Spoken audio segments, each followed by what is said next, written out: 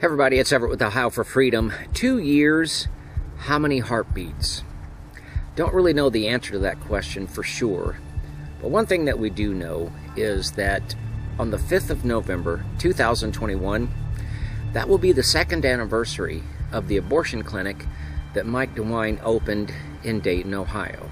Now, if that is stating it too stridently or too harshly, well, let's go through some of the facts before we reach a conclusion. I hear the sweet sound of freedom, and I won't be long.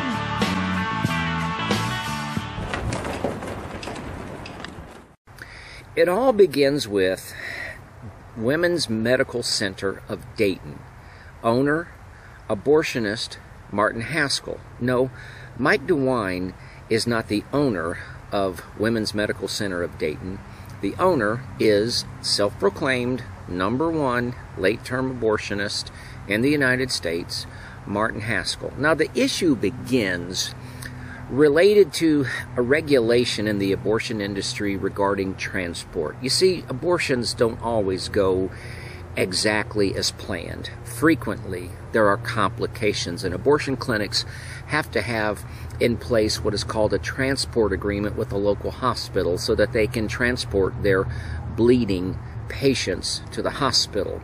Now, Haskell was in violation of that several times, but back in the 90s, it seems, he was granted a variance that allowed him to get around that regulation by having on retainer certain doctors that had admitting privileges to local hospitals. Nevertheless, Haskell and Women's Medical Center of Dayton continued to accrue numerous violations. Now, the violations were not that they were conducting abortions. No, the violations were that they were endangering the lives of the women that had those abortions. And so, numerous violations accrued until finally, in 2015, the Ohio Department of Health closed them down. Now, that resulted in a court case that went through various appeals, etc. But in July of 2019, the Ohio Supreme Court shut them down, agreed with the Attorney General's office, which at the time was headed up by Mike DeWINE, that the abortion clinic needed to be shut down. Well, enter Mike DeWINE and his helper, Amy Acton. Now, a little bit about Amy Acton. Amy Acton is not always completely forthright and honest with the media. Here she is telling a news reporter from Ohio that before her appointment as medical director of Ohio Department of Health, that she was not political. Again, I wasn't a politically involved person before this. I was minding my own business like most of your viewers are. When, in fact, in 2008, she was actually a campaign manager for Barack Obama from her Beckling home. So she wasn't honest about that.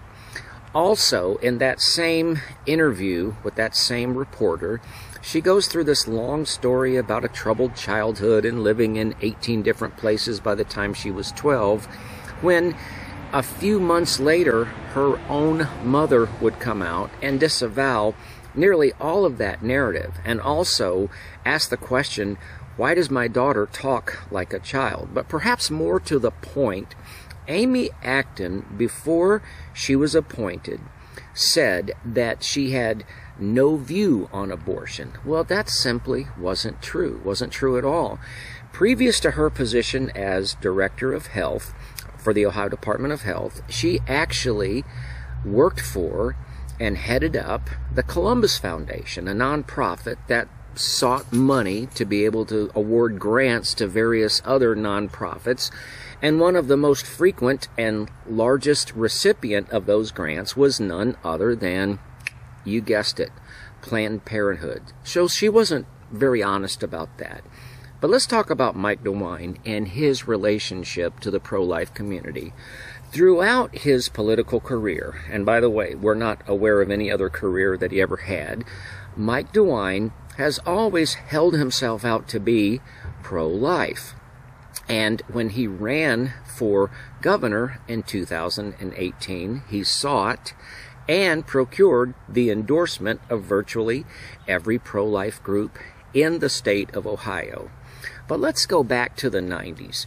Here he is in a debate with Senator John Glenn during Mike DeWine's unsuccessful bid to unseat the senator and become senator from Ohio.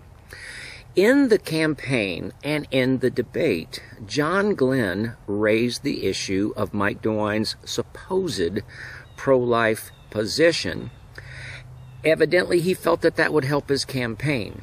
But here's Mike DeWine during the debate responding. And notice, he doesn't give a vigorous defense of his supposed pro-life positions.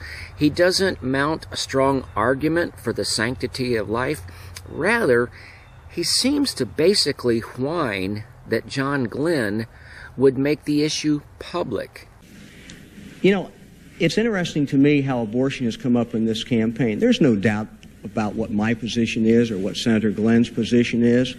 But what Senator Glenn has done during this campaign in 3 separate ads, for the first time, has raised it as an issue. Now, I'm not saying, Senator, that you changed your position. I'm not saying that at all. But, Senator, this is the first time that you've ever run an ad talking about abortion. It's as though he wanted to be able to give private assurances to pro-life leaders that, yes, he's on the team, he's one of them, but really resented the fact that John Glenn would make the issue public to the greater voting public. Nevertheless, let's fast forward. So, July of 2019, the Supreme Court of Ohio upholds that, yes, Women's Medical Center of Dayton is to be shut down. All of a sudden, we go to October 29th of 2019 and look at this screenshot of the status with the ODH of Women's Medical Center of Dayton. Notice the email address, notice the phone number, notice the street address, notice the status. It's closed. Here's a screenshot from the same day of an organization called Women's Med Dayton. Same day. Notice the address, notice the phone number, notice the email address. It's all the same. Only thing that's been changed is they dropped the words center of, inserted a staff member name in the area of administrator. And then let's look at a screenshot from November 5, 2019. Notice the phone number, notice the address, notice the email address, and notice the status.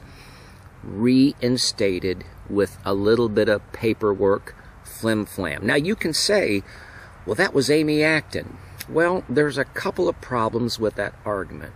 One is that obviously Amy Acton was appointed by Mike DeWine, so ultimately he's responsible. Here he is stating that rather than take cheap shots at Amy, the buck stops here.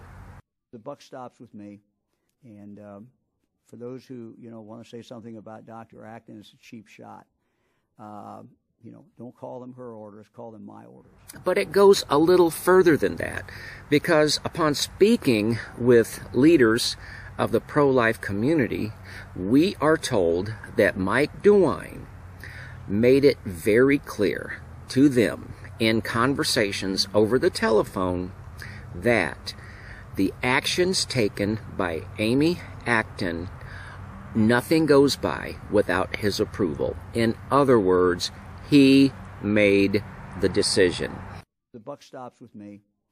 Make no mistake about it, Mike DeWine made the decision to open Women's Med of Dayton. There was the case was legal, the Supreme Court had closed it down. Mike DeWine took a proactive step to open them. Now, when Mike DeWine seeks re-election, no doubt he's going to be counting on the support of the pro-life community, especially the Catholic pro-life community.